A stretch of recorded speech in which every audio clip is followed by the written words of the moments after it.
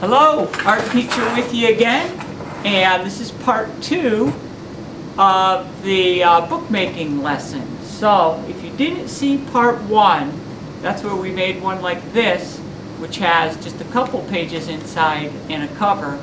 Go back and look at that because that'll orient you as to what we're doing.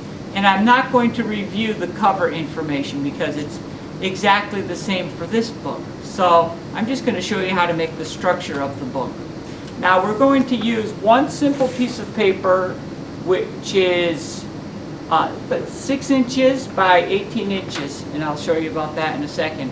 And what we're going to do is get a book like this little one here that has the cover and then 6 internal pages like that. And again, you can put a more decorative cover on it by referring back to the video number 1 or part 1 of the bookmaking lessons. So anyway, what I did is I had a large piece of paper which was the 18 by 12, just the 18 by 12 inch paper. They're widely available, shouldn't be that hard to get a hold of. Cut it in half and ended up with a 6 inch by 18 inch piece of paper, which is kind of like a strip of paper type of thing. So what I'm going to do with this is fold it in half,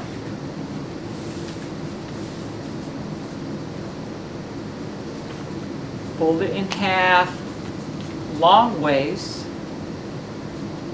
just as I did with that first book. I did it 3 times in the first book though. There's my 3rd time. And now I'm going to go ahead and fold these last 2 up like this. And recall last time I had 8 rectangles. This time I have 16, so I'm doubling my number of rectangles. And the process is really similar. So I'm just going to close it down, get my scissors, and from what I call the valley or the inside fold right here, I'm going to cut all the way up. Boom, boom, boom, right up to the last set. You can see I cut right up to the last set of rectangles, and I end up with this. Very similar to that first one.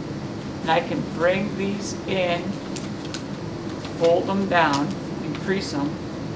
Now, I can simply take this structure, fold this up, and now that becomes a page. Fold this in, fold that up. There's another page, and I'm going to continue like that as I go. Oh, I got to this part. Put that up, and now that becomes a page.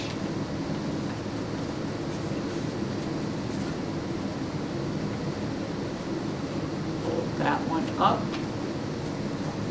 Now that becomes a page, and now I'm left with this type of structure at the end. Fold that around, crease it down nicely, and what I've done with one strip of paper, 6 inches by 18 inches, folding it 4 times as I showed you, making the cut that I showed you, and then folding it up into a book like this. Now I still have the same problem. By the way, once you crease it into shape, you can unfold it like that if you want. It just pops right back into shape. That's the nice part about it. And then once you put the decorative cover on it, it's a done deal. It'll hold together nicely. But you still have these 2 pieces which have the open end. And I refer you back to part 1. All I did is simply tape that with masking tape. You can use the Scotch tape also, the clear tape if you want, whatever product you like. You just tape those down. And that's going to show you how to make a 6-page book with a cover, or an 8-page book if you include the covers as the pages. And again, refer back to our first video if you want to add a nice decorative cover like that. And those directions were kind of simple. I've still got more to show you about bookmaking, so there will be a part 3. I tried to keep this one a little more brief. Remember to subscribe and leave some comments down at the bottom if you have any questions or anything like that. And well, you take care and have a good one. Thanks for tuning in and watching, and I hope that you can use this with, you know, whoever it is you're working with, and maybe work that into a literacy, illustration, or poetry lesson as well. You take care. Thanks.